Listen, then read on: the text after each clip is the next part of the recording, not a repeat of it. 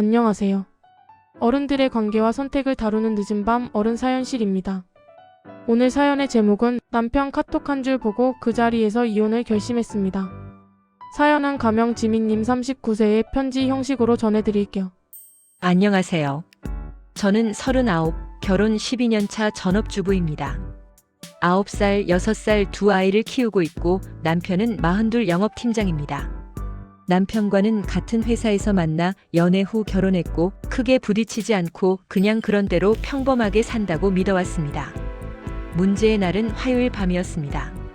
남편은 팀 회식 있다, 늦을 것 같다고 했고 저는 평소처럼 아이들 재우고 설거지 마친 뒤 거실 소파에서 잠이 들었어요. 새벽 2시쯤 어디선가 띵 하는 카톡 소리에 눈이 번쩍 떠졌습니다. 소리는 제 휴대폰이 아니라 침대 옆 탁자 위에 올려둔 남편 휴대폰에서 났습니다. 평소라면 쳐다보지도 않았을 거예요. 남편이 서로 폰은 건드리지 말자는 말을 입에 달고 살았고 저도 그게 결혼 예의라고 생각하며 참아왔으니까요. 그런데 그날은 잠결에 떠오른 알림 미리 보기 한 줄이 제 마음을 얼어붙게 했습니다. 오늘도 즐거웠어요, 팀장님. 다음에는 더 조심히 흑히흑. 발신자는 영업이팀 김지우. 남편이 종종 집에서 이름을 흘리던 막내 여직원이었습니다. 순간 심장이 쿵 내려앉았습니다.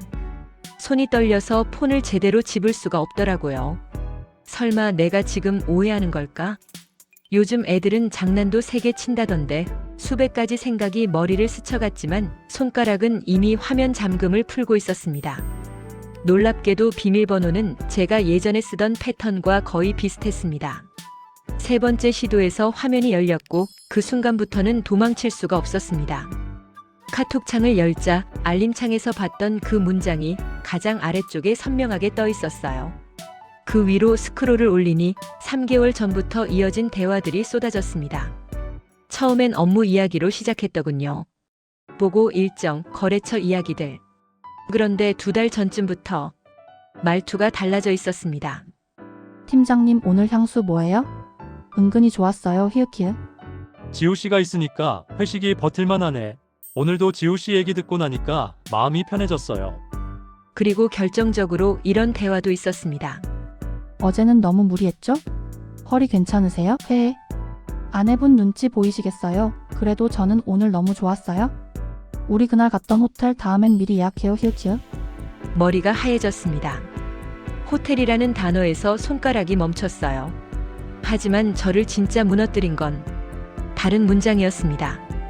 지우 씨 얘기는 내가 끝까지 들어줄 수 있을 것 같아요. 이 한 줄을 보는 순간 눈물이 툭 떨어졌습니다.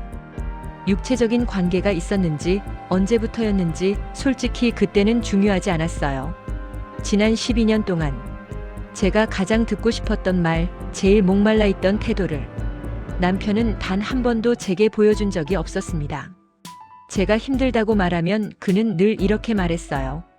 다들 그렇게 살지 뭐. 그 얘기 또 하냐? 좀 긍정적으로 좀 살아. 그래서 점점 아무 말도 안 하게 됐습니다.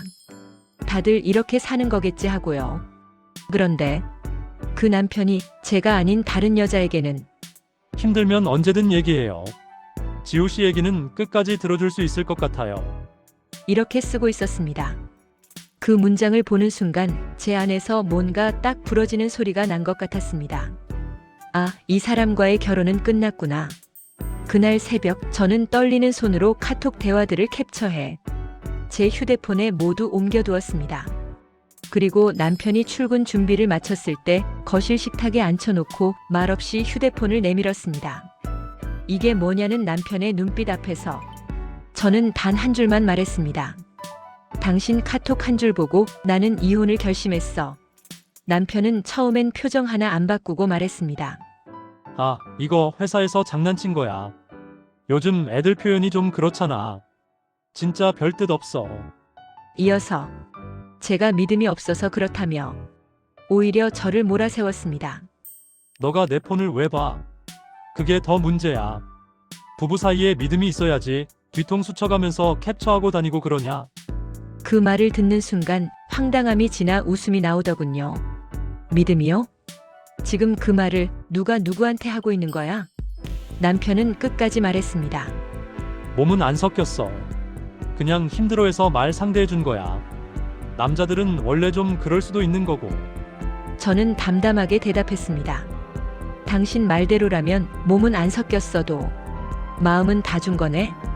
남편은 아무 말도 못했습니다. 그날 이후 저는 혼자 변호사 상담을 받으러 갔습니다. 변호사님은 캡처한 카톡을 쭉 보시더니 이렇게 말하셨어요. 직접적인 사진이나 표현은 없어서 법정에서 간통까지는 어렵겠지만 부정행위 정황은 충분합니다. 다만 아이들이 어리니 이혼 여부는 법 문제가 아니라 본인의 삶 문제로 보셔야 해요.